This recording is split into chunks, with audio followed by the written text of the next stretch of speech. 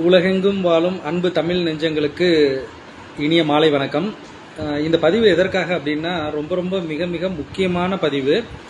எதற்காக அப்படின்னா இந்த சூழலில் இன்னைக்கு தேவையான ஒரு பதிவு என்ன அப்படின்னா, இந்தியாவில் அளவுக்கு அதிகமாக சோளம் இறக்குமதி பண்ண போகிறாங்க. இனிமேட்டு அடுத்தது இந்த சோளம் இறக்குமதி பண்ணுறதுக்கான ஒப்பந்தம் பண்ணியிருக்கிறாங்க அமெரிக்காவோட.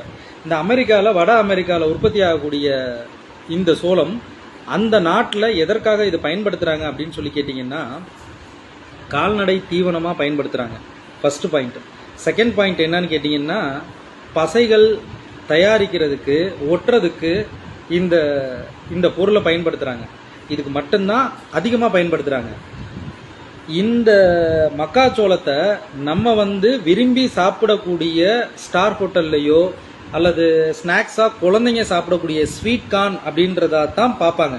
ஆனால் இது ஸ்வீட் கார்ன் அப்படின்னு சொல்லக்கூடிய ஒரு உணவுப் பொருள் அல்ல. நல்லா தெரிஞ்சுக்கங்க. குழந்தைகள் இதை பார்த்துக்கிட்டு இருக்கீங்கன்னா தயவு செய்து இனிமேட்டு இதை சாப்பிடாதீங்க. காரணம் என்ன அப்படின்னு சொல்லி கேட்டிங்கன்னா, இதுக்குள்ளே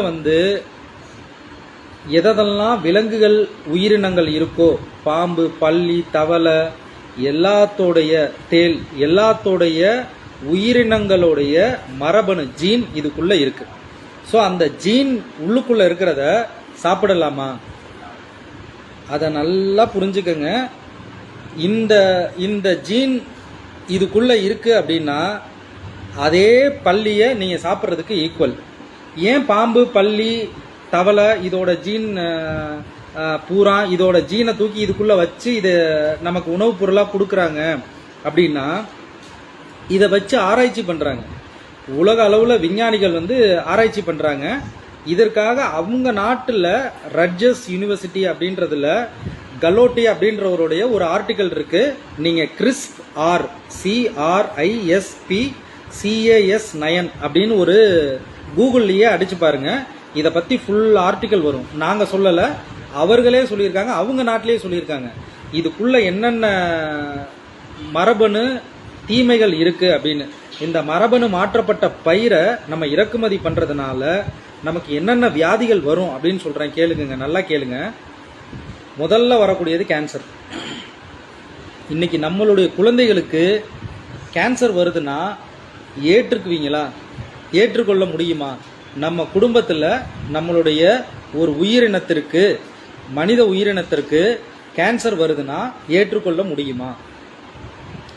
சரின்னு சொல்லி ஏத்துக்கிறதா இருந்தா இதை சாப்பிடுங்க. கேன்சர் மட்டும் இல்லை, இதை வச்சு பல்வேறு ஆராய்ச்சிகள் பண்றாங்க.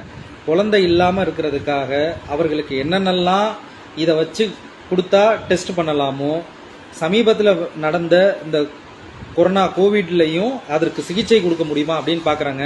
ஏன்னா இந்த கிறிஸ்ப் CR9ங்கிறதுக்காக பல கோடி ரூபாய் செலவு பண்ணிட்டு இருக்கிறாங்க. ஸோ அதைத்தான் இன்னைக்கு நம்ம நாட்டில் இறக்குமதி பண்ண போகிறாங்க. இறக்குமதி இப்போ வரைக்கும் நமக்கு கிடைச்சிட்டு இருக்குது இந்த மரபணு மாற்றப்பட்ட மக்காச்சோளம். ஸோ தயவு செய்த நண்பர்களே, அருமை தமிழ் உறவுகளே, இதை தீயில போட்டு எரிச்சிங்கன்னா கூட இதோட சுவாசம் நம்மளுடைய மண்ணுக்கு தீங்கானது. நல்லா கேட்டுக்குங்க. தீயில போட்டு எரிச்சா கூட இதுல இருந்து வர புகை நம்ம மண்ணுக்கு மட்டும் இல்லை, நம்மளுடைய காற்றுக்கும் பிரபஞ்சத்திற்கும் தீங்கானது. ஸோ அந்த அளவுக்கு இதில் அளவுக்கு அதிகமான ஒரு பாய்சன் இருக்கு. தயவு செய்து மனிதன் வாழணும் அப்படின்னா இதை அங்கீகரிக்காதீங்க. இதோட தீமைகளை எடுத்து சொல்லுங்க, பகிருங்கள். முக்கியமாக உங்களுக்கு மட்டும் இதை எடுத்து பார்த்துட்டு இதை போகாதீங்க.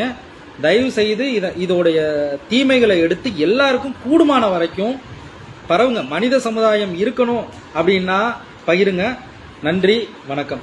தொடர்ந்து இது போல சமுதாயத்துக்கு பயனுள்ள செய்திகளை அடுத்ததாக பார்ப்போம். நன்றி, வணக்கம்.